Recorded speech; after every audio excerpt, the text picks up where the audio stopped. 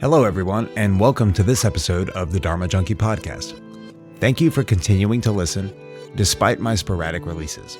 As I said, I've been quite busy over the past year. I've been remodeling a house for my girlfriend. I've been facilitating a meditation group. I'm still in facilitator training. I'm working for a nonprofit. I've got all kinds of stuff going on. So I am putting out episodes a little less than I would like to, but that is something that I want to address in the future, as I stated on the last episode with Daniel Ingram.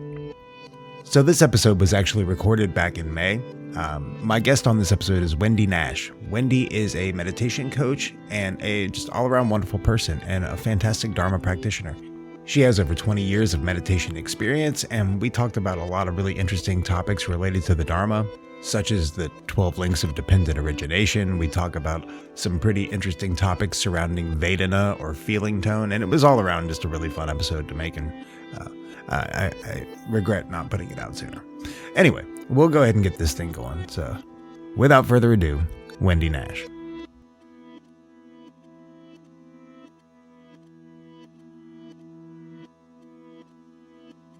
You might catch yourself sliding in and out of a hallucinatory state. Just relax and enjoy it. Just relax and enjoy it. This is an experiment in mind formation. Information. Forming, controlling, operating your mind and your brain. We're using digital techniques to overload, scramble, confuse, unfocus your mind.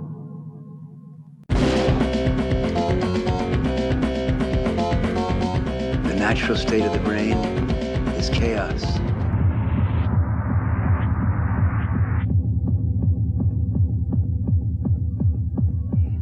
Chaos is beautiful.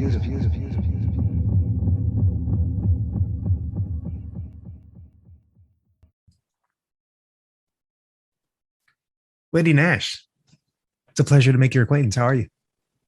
I'm good, thank you. It is good to be here. It's always so lovely to meet another Dharma practitioner. It's just the Dharma is my thing. Before I go on to these calls, I always really there are two things I like to do. And one is about interdependence, which is that, you and me, we came here and we've met at this time. And it's easy to think, oh, well, I have this program. You are the host. I am the guest. As if somehow there isn't this huge community that is part of your world, my world, the Dharma, everybody who's interested in it. Right. And then also just the tech, just the sheer tech issues, yeah. and the people who make our environment, the people who make it possible for us to be here, our ancestors. So this is a huge, great big thing. So thank you to all the people who are involved, from the small to the large, to get this happening, right. Make it work. And, even just people who sit there and just listen, just that act of listening, apart from anything else, that increases the numbers, that's that side of things. But in some small way, that changes things. So I always like to really acknowledge that everybody is part of it, and no matter how small or large. And the other thing I like to do, which is, I guess, also about interdependence, which is that I'm in Australia, in Queensland, on Gubbi Gubbi country. And this land that I'm on has been understood and observed and connected with for about 70,000 years. So to put that into perspective, Christianity's 2,000 years, Buddhism 2,500 years. So it's 35 times longer, 35 times longer. That's to the power of, and I'm not very good at the math side of things, but that's to the power of 5, two to the time, I don't know, whatever number that is. Right. So just to acknowledge, that's just huge. And so there's, of course, a whole crafting about that, and a lot of understanding and way of being, to be with what works, what doesn't, how do we move, what do we know, a lot of knowledge about stars, land, people, human behavior, everything. So my take is always that it's not until you know where you've come from that you know where you are, that you know where you're going. And I'm sure that as a Dharma practitioner, you know exactly what I am talking about. I do indeed. And, it's so easy to overlook how many things had to happen in the sequence of events, how much dependent origination, to use a Dharma term, took place for us to be here right now having this conversation. It's such an easy thing to overlook if we're not mindful. Yeah. So I was on retreat last year, and one of really fantastic Western teachers. She's Australian. Her name's Liz Turnbull, and she's not famous. She's just somebody. And she talked about. Actually, it was a really interesting way of thinking about. She talked about the ancestors. She had just been actually in Northern Australia doing a huge long retreat along the rivers. And so she, the Fink River, which apparently she said she saw that the old people, so no longer there, but she had seen the spirits of them. She had seen them there, as kind of, for lack of a better word, a ghost. But she had seen this, and there had been many dreams and things. And she said it was a very interesting process. And she just sort of said, here we are. And I think that's what prompted me to start with that acknowledgement of country, to really understand where we are. And after the retreat, I at one point I was like, wow, the tiles in my bathroom, like you've kind of it's not like I'm at the beginning of anything. I'm actually just in the middle of a chain of everything.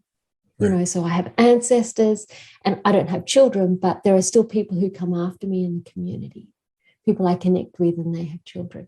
So I'm kind of in the middle of this huge flow of process and change and dynamic. And I was looking at the bathroom tiles, and I was just going, bathroom tiles.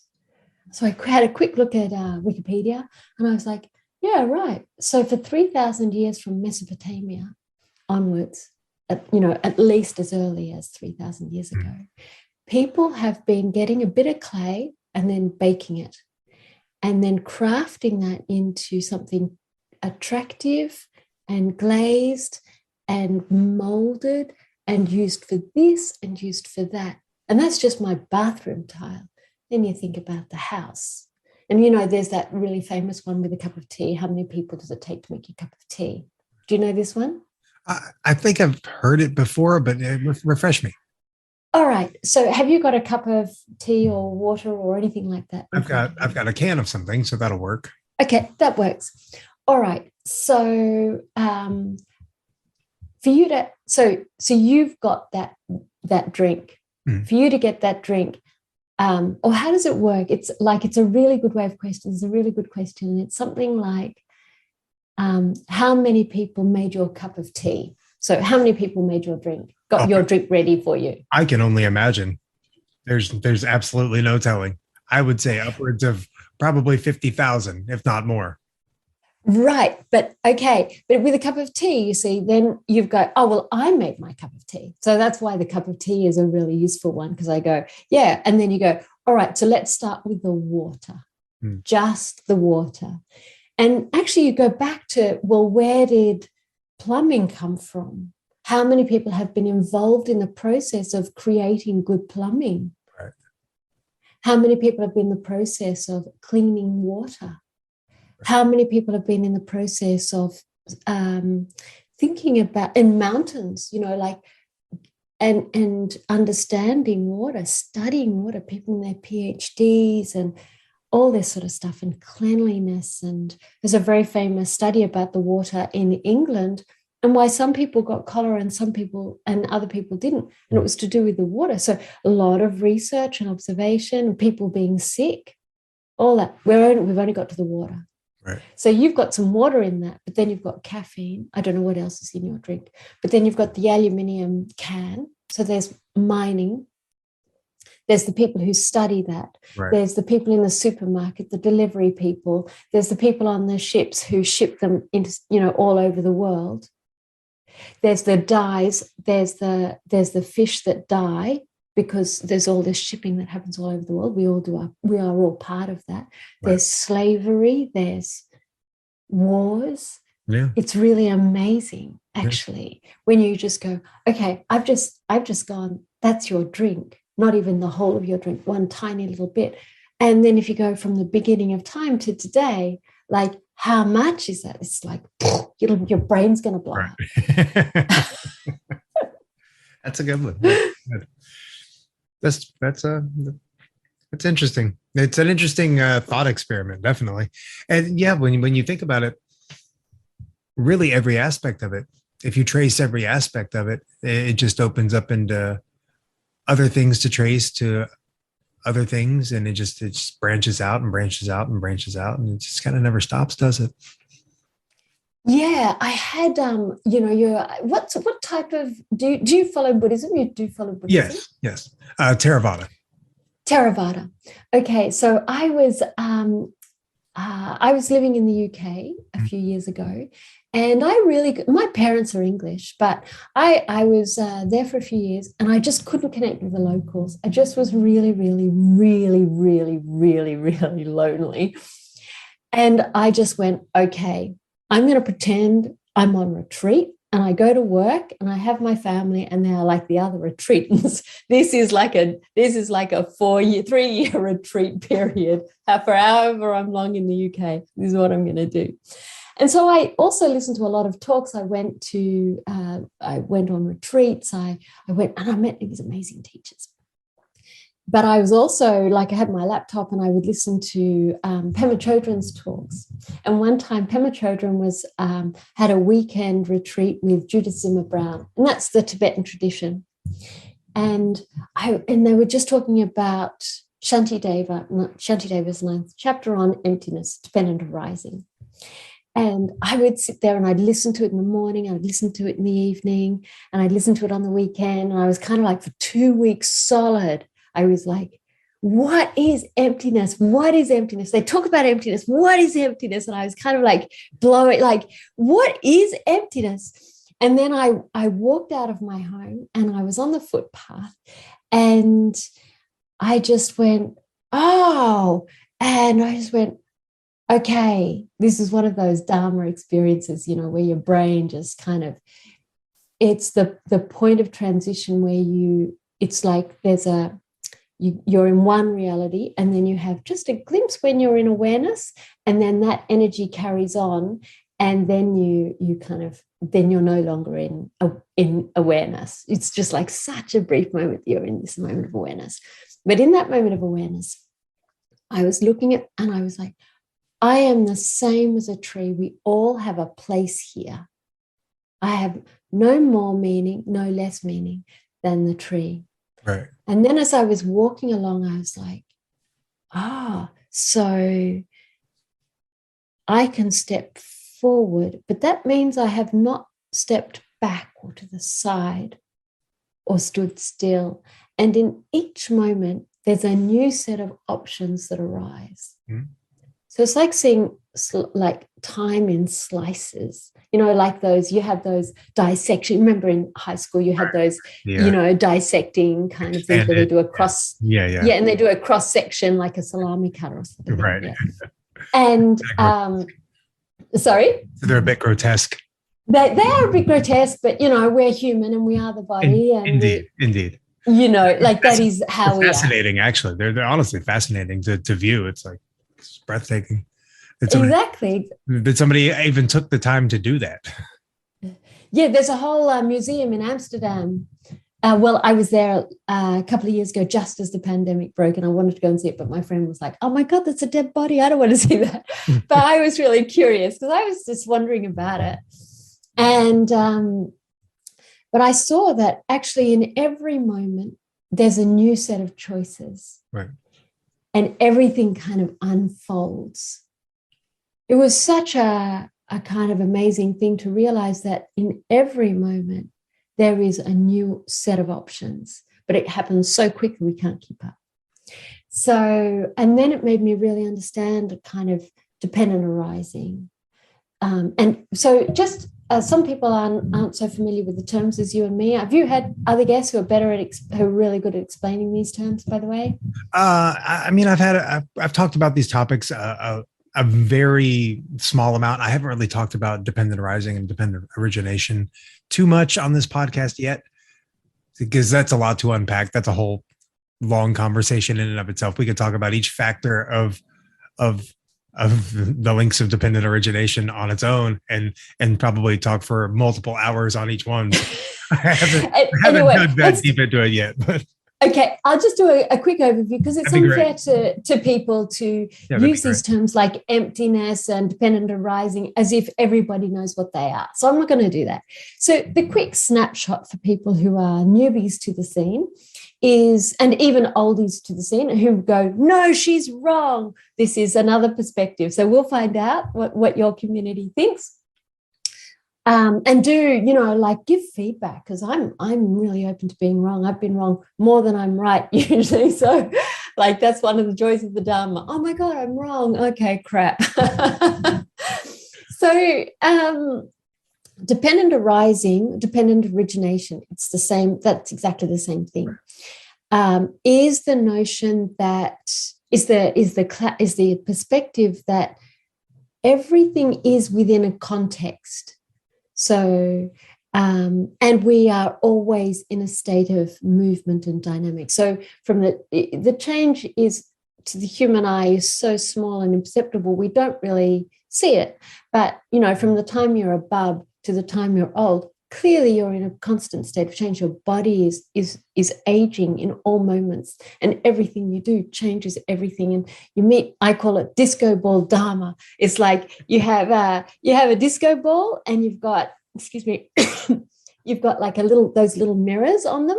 right. So you've got like your little disco ball mirror combination, and I've got mine. And you see like one tiny little mirror and then reflect that back. And I likewise see just this tiny little mirror and I get reflect back.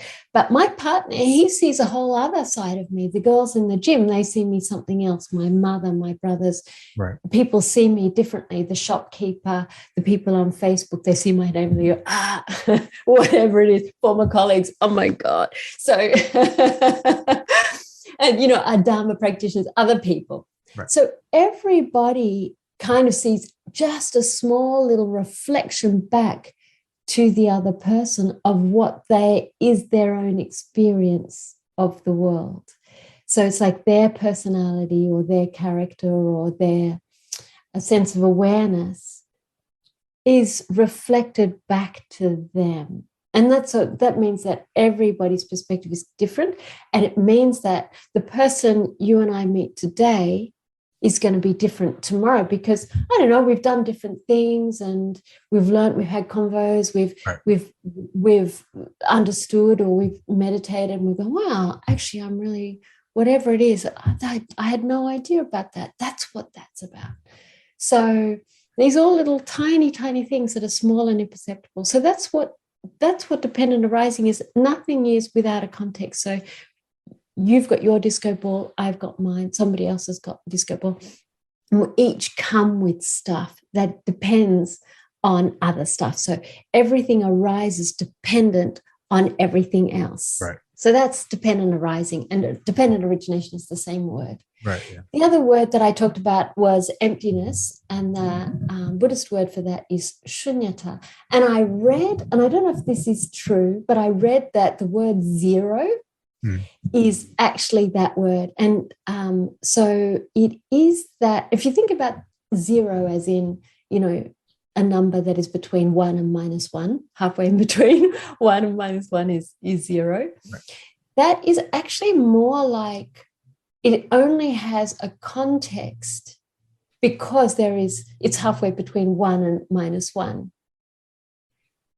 So so it kind of doesn't exist, but it kind of does exist. It's a very interesting idea to think about it from that. And of course, it's the Middle Eastern Indians are phenomenal mathematicians. So it's no surprise that that it came out of Middle Eastern mathematical and Indian subcontinent mathematical understanding, brilliant people. But emptiness is that, so there is something called no self, which is really confusing for people. And look, I'm not going to say I'm 100% confident on this one, but basically, because you're changing in every moment, it's like I is a thought, which has in each thought, it has like a beginning, a middle, and an end. And then it goes into another thought, which has a beginning, a middle, and an end. And that means, therefore, because you're always in this change of flux, there's no fixed self. Right. It doesn't mean there's no self. Right. It doesn't mean you don't exist and I don't exist. Well, I don't know that you exist. Just there's no static self. There's no anything. Yeah, right. Because you're a bub, you were a bub, depending on how long you live, you'll get to be an old person. And all of that in the middle is like this constant state. So you cannot be the same all the time. So even though it feels like that, it's not technically correct. Right. So I just wanted to unpack that for people. I talk about that, actually. I talk about that quite a bit on this podcast. Okay. All right. And so not self. Yeah. Yeah. But emptiness and dependent arising are sort of two sides of the same coin. Okay. So in order for everything to arise dependent on everything else, it means that nothing in and of itself has value. So it's empty of identity, if you like. Yeah. Without the other. So yeah, you can't get a mother without a child. Yeah, that sort of thing. Yeah. So I had a question. How did you get into the Dharma? Like, what led you to the Dharma? Yeah, just good old-fashioned unhappiness. Well, actually, isn't that what brings everybody to the Dharma? Because I ask this question a lot, and generally the answer is, suffering. Yeah, but I think it's more than that. Like when I was a kid, look. When I was a toddler, my younger sister died of a terminal illness. 10 years later, my father died of a terminal illness. And between that, three of my grandparents died of terminal illnesses. Actually, basically smoking, so don't smoke. So my father and my sister didn't die of smoking, but or any lifestyle disease. It was just people aren't born entirely 100%, with all the bits and pieces in the correct order and correct place. So, and my parents were pretty grief bound and they had their own histories. And so I guess I was curious, but it's not enough that I was unhappy, because so were my brothers and so was my mother, so was my father. So that's not enough. I think there's something about the character of, the Wendy character, who has this yearning to find peace, even if in the short term it's a bit unpleasant. Like, I don't really care about, I just think no emotion is going to kill me. That's not technically correct now, but pretty much what kills most people is not feeling the emotion. That's the problem. That's where people get, that's where people go cactus more than anything else. But I was sort of 8 years old, and I was walking along and I was in my suburb. I was being bullied at school. I was having a really bad time at home. And yeah, it was all pretty, unpleasant. And I looked at the little church, and so this is the early 70s, and it said, Jesus loves everyone. And I thought, Jesus is one person. I'm one person. I never want anybody to feel unloved like me. I'm going to find a way to love everyone. I was probably 10, So apologies to the Christians in the community who think that I'm saying that I am Jesus. I'm not at all saying that. All I'm saying is that for me, it was clearly very important. Actually, I've realized in the last couple of week or something that I actually feel quite guilty. I feel quite guilty for being on the planet, probably a bit of survivor's guilt. But I think that's my character. Whether or not my sister would have lived or not, I think I just would have felt quite guilty. I just think that's the way my character is kind of the physiology or something. The mind is like that. I definitely can relate to that. Yeah. I was Which part can you relate to? the guilt for being here. Uh-huh. I'm a childhood cancer survivor. Uh-huh. And when I was, going through treatment, I was obviously in hospital with several other, children around my age, and a lot of them didn't make it.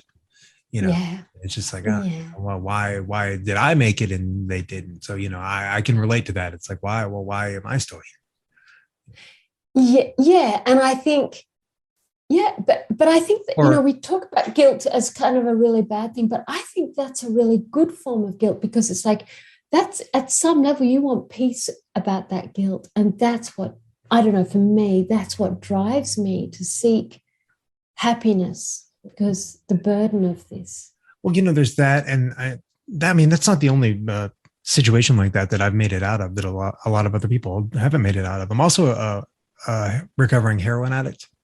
Mm-hmm. And I've had a lot of friends that have passed away because of that, and some that had, a lot of them had children, and I don't have children myself, but that's another one of those scenarios where it's like, well, why wasn't it me rather than him who has children? A good friend of mine passed away about 7 years ago that had a son. He's still obviously, his son's still alive, obviously, but, and, in that moment, I was still in active addiction. And at the time it was like, well, why was it, it should have been me rather than him. But, obviously things played out the way that they did. And here I am. But, so, yeah. And I think what I'm saying is I can definitely relate to that almost survivor's guilt almost, and for really unfounded. But that's kind of just my personality, I guess. Yeah, so that's what I think. So I've been, we think that I was listening to somebody the other day, I can't remember what it was, the context, it was on the radio or something, and she was talking, that's right, it was about music in Africa or something like that. And I just thought, if she had been born 100 years earlier, she would still have had that yearning to connect via music. Right. And so there's something about, I think we just have this disposition. And then whatever we bump into along the way just tells us this is kind of what resonates. Because, like we can see 100 different things in a day. We see 100 different things in a day. And according to the kind of basic disposition that we have, that changes, that means we move towards some things and we move away from others, and other bits we disregard. And so I think it is, I think you and me, we both live in individualist countries, you more so than me, I think. But it is really easy to think, well, this is because these things happened to me, not seeing that we are actually part of the engagement process with how we engage with the world, and the world that the environment, the character that we have, and everything that comes with that. So, yeah. Sorry, I kind of went on a bit of a tirade there. It's all good. So you're saying that your sister died of a terminal illness, and your grandparents all died of basically smoking. So don't smoke. That's good message. I actually just quit smoking I quit smoking. I still vape. I'm steadily trying to quit that. That's the next thing to go. Quit smoking a little over a year ago, though. So, also claimed my father smoking. My dad died about 20 years ago from heart-related issues due to smoking. Yeah, it happens. But we have the option to not smoke, and that will prevent that from happening. At least make it less likely. So where were we? Your Dharma path. So I think, like what I've been really thinking about lately is what are we doing here in the Dharma journey? What is it that and we have a Western type of Buddhism. So, Theravada Buddhism, as it's done in the West, is very meditation oriented. It's that's just a Western sort of thing. We're very purist, and there's that sort of style of it. And in other countries where there's it's culturally deeply embedded in the same way that Christianity and Catholicism is in the West. That's the same in Buddhism in other countries, and it has sort of similar problems. That systemic power kind of game. But nonetheless, there are, some really important ways that people think about that. So I don't want to kind of say our form of Buddhism is the best. It's just a particular cultural way of thinking about Buddhism. Right. Where was I going before I went on that tirade? So, yeah. So I think for me, what is it? It's so much about integrating emotions, actually. I mean, you can kind of go. So I was on retreat last year, and or maybe it was earlier this year, and I needed a lift back home because I don't have a car.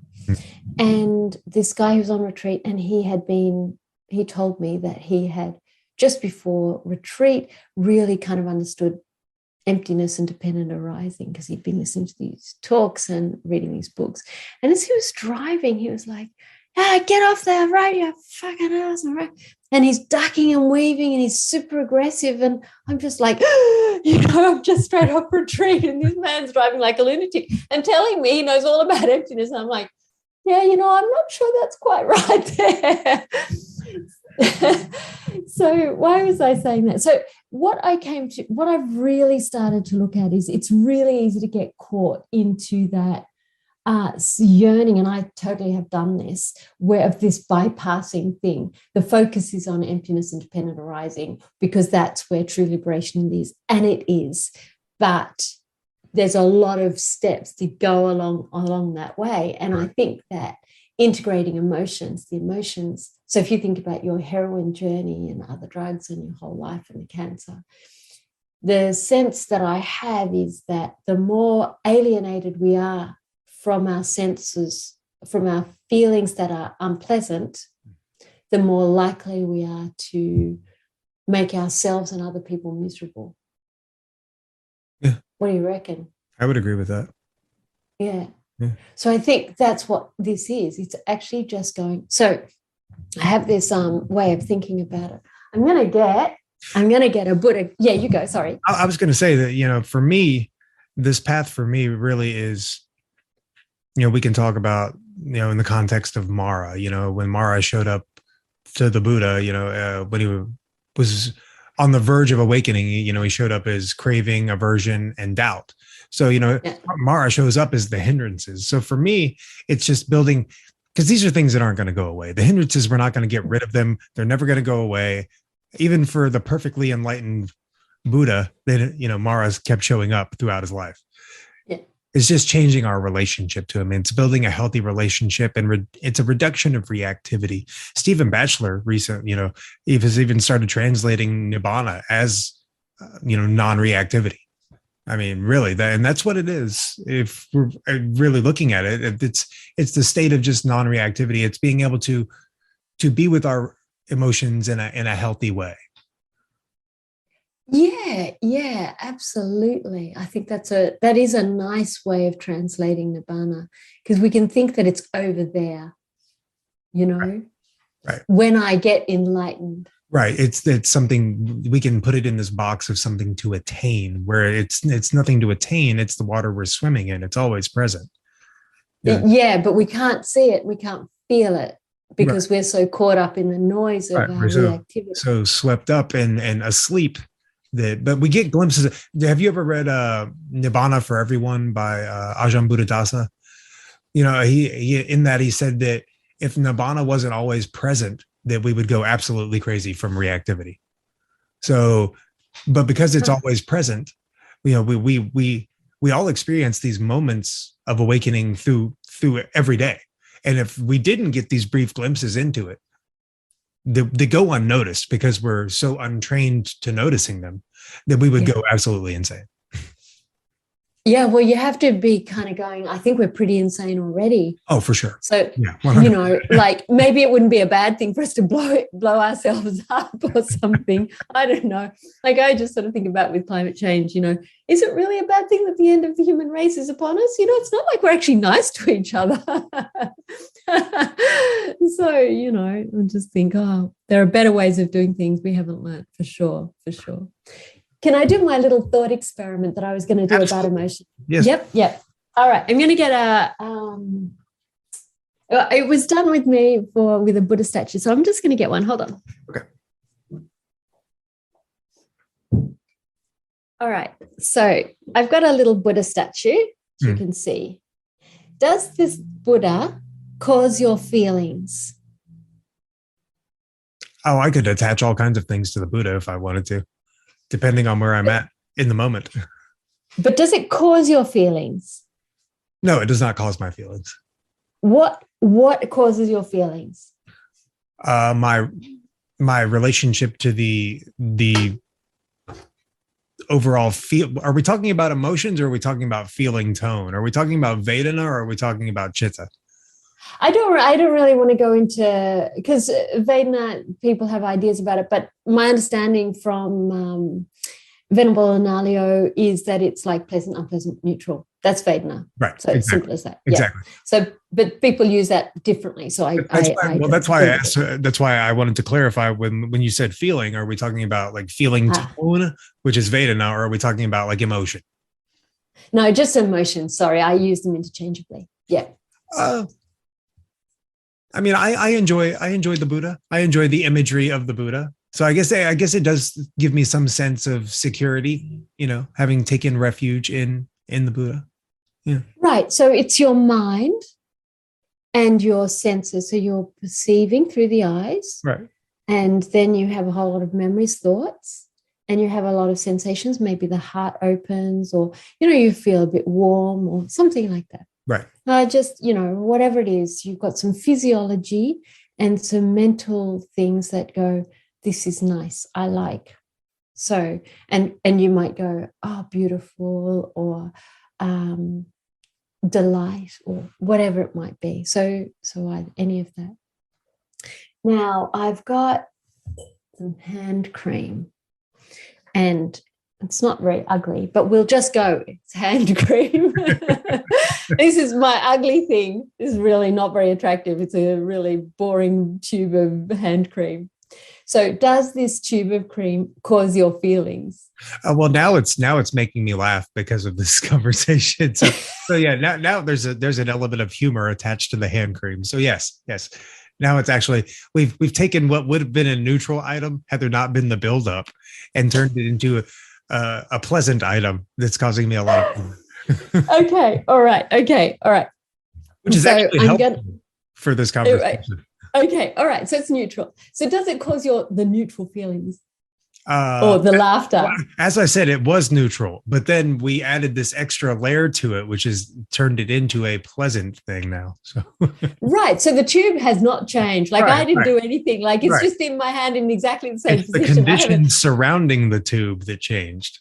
So it didn't change. So the tube itself. So it's only you that has changed, like all these experiences are yours. Right. So I don't have anything that's ugly, except this wooden spoon, because it belted you when you were a kid. Okay. So the wooden spoon is ugly. Right. And it gives you, so does the wooden spoon that belted the crap out of you as a kid cause your feelings? No. It's the relationship to the wooden spoon because of my historical relationship with it. Yeah. Right. And I apologize to any listeners who are traumatized by what I just said. I don't mean to, I've come out of some stuff too. So please don't feel I was making light of that. I think, these are very painful experiences. I just wanted to use that as a something, as a tool. Right. So clearly it's not the items that are causing your feelings. There you have physical sensations and you have ideas about that, and you have eyes and conversation, sound, all the rest. So and you also have senses. So the idea of sensing the wooden spoon against your body as a child,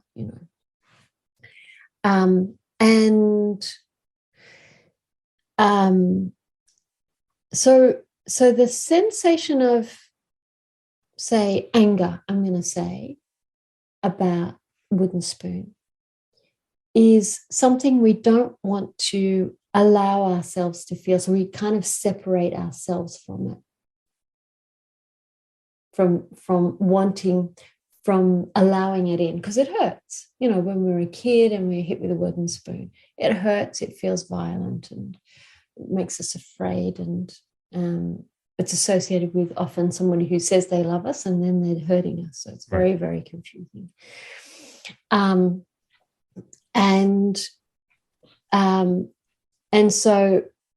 But if we allow the emotion of anger to be sensed and experienced and felt, and I do that with, I feel angry. Yes, it's true, I feel angry. But, whatever emotion it is, I feel disgust. Yes, it's true, I feel disgust.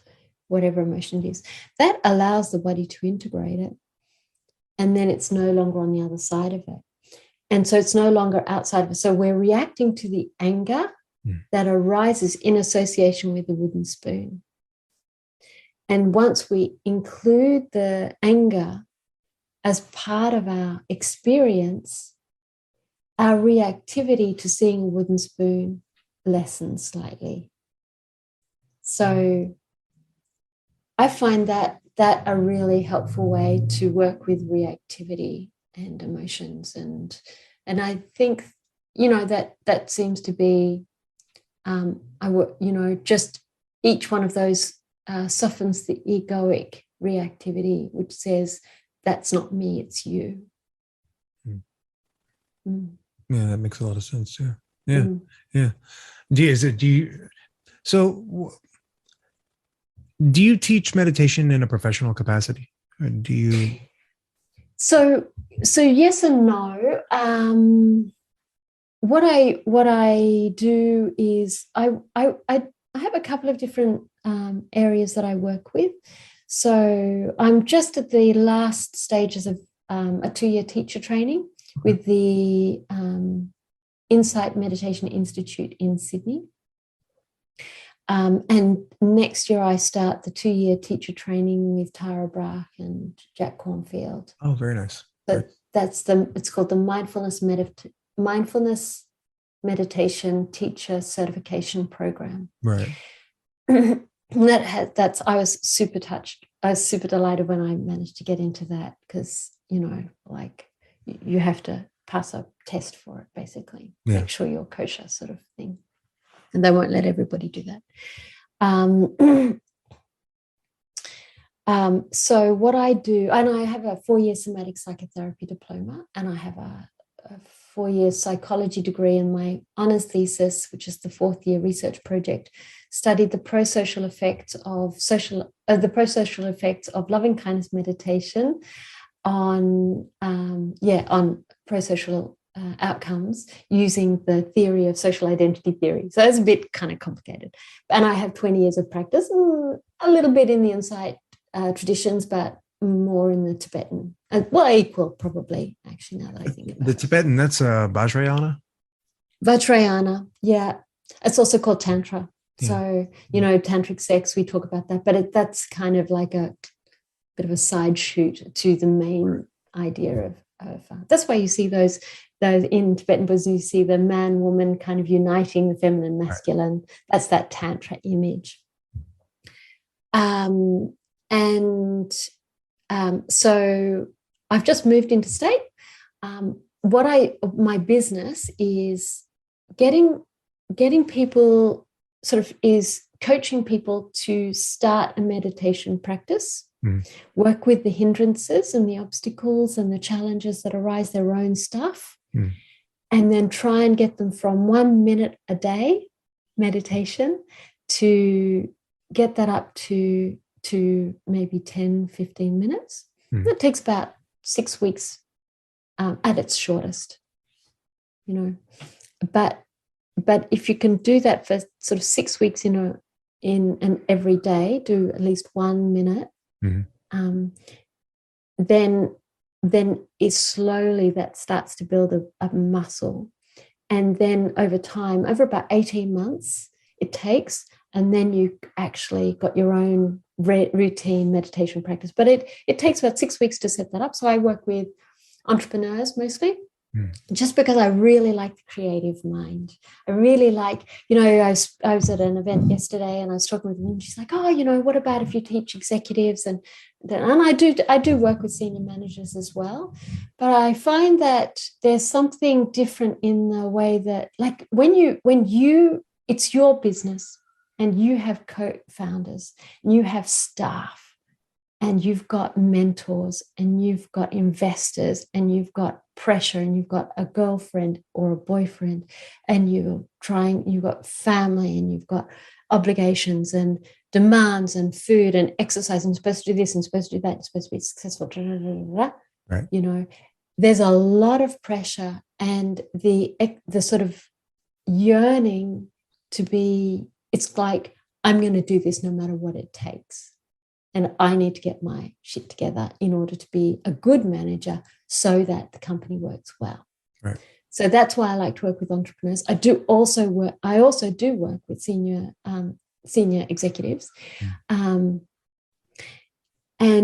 that is a slower process, I find, because there are other pressures that are coming. It's sort of slightly more, well, the boss is a pain in the ass, So... I'm not saying the boss is not a pain in the ass, but there's slightly more, the responsibility is externalized. So that's that. And I also work with people who are like a documentary maker, scientists, and other founders. Yeah. How did you get into doing that? Like, well, what led you to basically meditation coaching is what it sounds like. Yeah, I'm a meditation coach. And then the other thing is I'm in this new place. I've just been asked to lead a group. So I do that. And then I meet the women at the gym and they have toddlers and they're all clambering over everything. I'm going, okay, this is not technically meditation, but we don't worry about that. I'm just giving them a new way of thinking about it. So like thinking about, well, what is good in your world? What is nice that's coming in? Because it's so tough when you've got mums, little people, and it's a poor area where I live. So there's a lot of violence, people with low education, low expectations about how to be treated. The kids have got 29 disabilities each. I've never met so many people with children with disabilities in my life. So that's kind of what comes with poverty. Actually, it's really difficult. So it's good to have a full gamut from the middle classes to the ambitious to the working class life to the poor. So it's very grounding. Can't get carried away on anything. But to answer your question, how did I get started? Basically, I was a secretary for 30 years. Which I completely hated. But it was really good because I just came in and I went home and that was that. Except somewhere along the way, I had to have passion for it, which I really, really hated because I did not have passion. I'm a friggin' secretary. I just do invoices and write emails and organize meetings.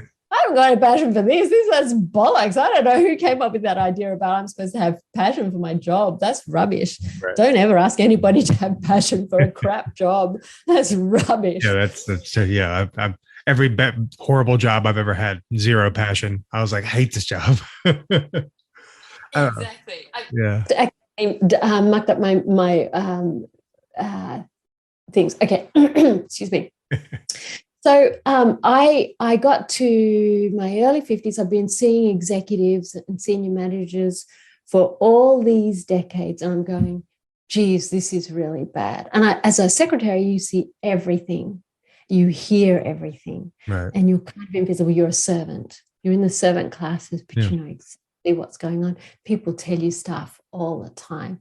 And I will say, if anybody in your community is a manager, no one is fooled by your bullshit. So if you think, oh no, they'll never get that one, yeah, that's you just need to meditate, because that's bullshit. So I got really sick of it. I was having a real crisis, and a friend of mine just approached me and said, I've got really bad, I'm burning out. I've got my company and I just need help.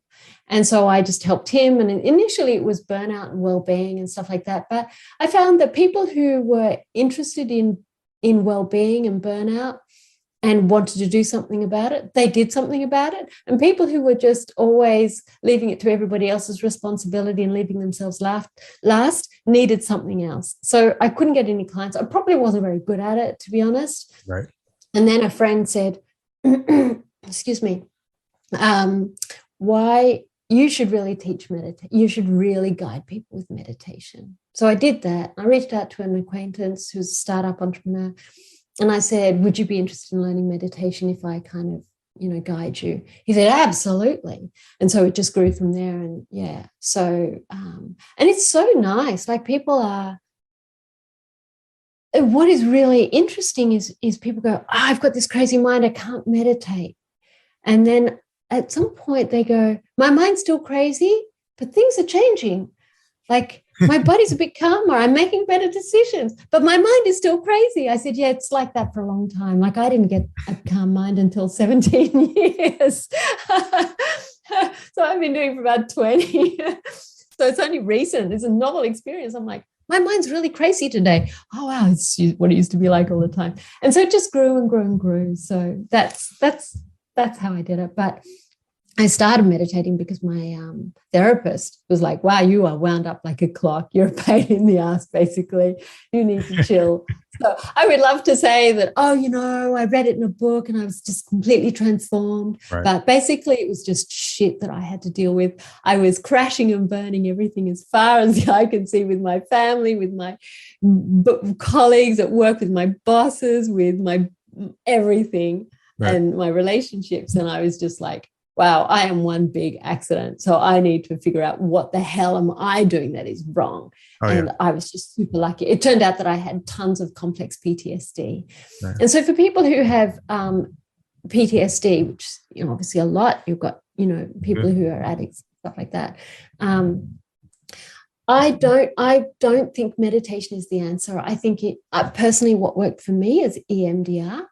I think it's a phenomenal treatment and it works so perfectly. In Australia, we've got Medicare. It's Medicare rebatable. So we've got universal healthcare here. Right. And you can get 20 sessions a year, which is fantastic. Okay, no, I'm in America. We don't get shit. Yeah, I know. It's just like, wow. We just get taxed to death and nothing to show for it. Yeah. And yeah. It's like really bad. So we have compulsory voting. You need compulsory voting. That's what you need. That's what that is. That is the best thing. Compulsory voting is fantastic. Everybody has to show up. Right. And you've got to make it possible for everybody to show up. So you can't play shenanigans like you do in the US. Yeah, absolutely. So that there is a lot of evangelism about meditation is the cure and panacea for everything. But I think it's bollocks. That's bollocks. No, it's absolutely not. Not at all. So yeah, and I think there's, people think that it can't have any bad side effects, and it can, I mean, at the worst, the least bad thing is you'll lose your career, your friends, your family connections, and your relationships. But then you become a happier person and it changes and it shifts and it's better. But there's loss along the way, which I don't think we talk enough about. Yeah, and I think that Yeah, Definitely some collateral damage along the way. Yeah. totally. And then some people, like I was on a retreat very early on, and I was very naive in those days, and I was on 26 silent meditation retreat. And at day 14 or something like that, the person who was on lunch duty with me didn't turn up. Turned out, and she was like in the middle of a psychotic episode. And there was her sister had to come, 1,000 kilometers to come pick her up and put her in the psych ward. So, there are people who go psychotic because they're not listening well to their mind. It's a muscle like anything, like when you've got weights or something. So I feel quite passionate about making sure that this isn't about pushing through and driving and getting to some attainment. It's about becoming aware of what's in the mind and being aware of your limitations. 100%. And so I always just go 1 minute a day, 2 minutes a day, 4 minutes a day. I've got one client, she's like 3 or 4 months at 4 minutes a day. And it's much better to do that. So solid then. So solid. And she's really listening to her mind. Mm-hmm. So I think I've gone on in 25 different directions there. Sorry about that. Yeah, I think it definitely helps to start small and then build. Yeah, because if you're new to meditation and you start out of the gate trying to sit for 30 minutes at a time, it's probably not going to work out for you so well, and you're going to end up not wanting to do it. So I think that's really good advice, is to start slow and build. And that's kind of how I started. Was just a couple minutes here, a couple minutes there, and then just add a little more time and add a little more time and add a little more time. Yeah. Excellent advice. Excellent advice. Yeah. So like my company is called, I'm on here to promote my business, of course, but my company is called Kindly Cut the Crap. But I thought a long time about what to think about that. And apart from the fact that I'm a very direct person, and you've got to be straight up with people, but it's also like, let's get rid of all the crap from our lives, the mental crap, the purchasing crap, the people around us who are like not good for us, and that can be super, super, super painful. But you've got to do it with kindness. You've really got to have kindness in your life. You've got to see what is good within you, start to look for the good within you, start to notice the ways that other people are kind to you, start to really engage with any sense of love. Do you know John McCransky's stuff? I'm not familiar. He wrote a really fantastic practice book. It's my favorite. It's called Awakening Through Love. Okay. And I felt deeply, deeply unloved as a child. So people would go, oh, my family loves me so much. I'm like, I wonder what they're talking about. What on earth can that mean? Right. What families are these? Yeah, like I want one of those families. I don't get one of those. And that was not my experience. Yeah, exactly. And so it's really, he starts with the whole process about really seeing that you have love within you and you are loved. And it's really about seeing the love that is here in everyday life to make it it's here all the time. We're just not seeing it because of the noise, because of our pain, because of our reactivity, because of our hurt. And that's why I work so much with the emotions, because it clears so much of that reactivity, and then we can really engage. But we've got to be kind. If you're harsh, it's like it's just going to bite you back and slap you back in the face in some other form, So I think that's really, really important. Well, so if people wanted to get in touch with you, how can they find you? So it's I've got a website which is called kindlycutthecrap.com.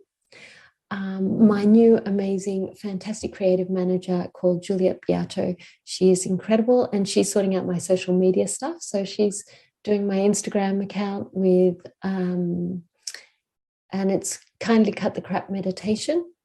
And I have a LinkedIn, which is Wendy Nash. So that's how it is. So yeah, it's been good. Thank you very much. I'm sorry I kind of went off into 49 different directions. It's been amazing. It's been an excellent conversation. I've enjoyed it thoroughly. Oh, fantastic. Thank you. Thank you so much for having me on, Justin. Thank you, Wendy. Thanks again to Wendy Nash for being on the show. And if you'd like to get in touch with her, she can be found at kindlycutthecrap.com. And thank all of you for listening. I really do appreciate it. Whatever holiday it is that you happen to celebrate, if you do indeed celebrate some sort of holiday, I hope it's an enjoyable one for you. And always remember that peace isn't about being free of suffering. It's about changing our relationship to the suffering. As always, this has been Dharma Junkie. I'm Justin. Namaste.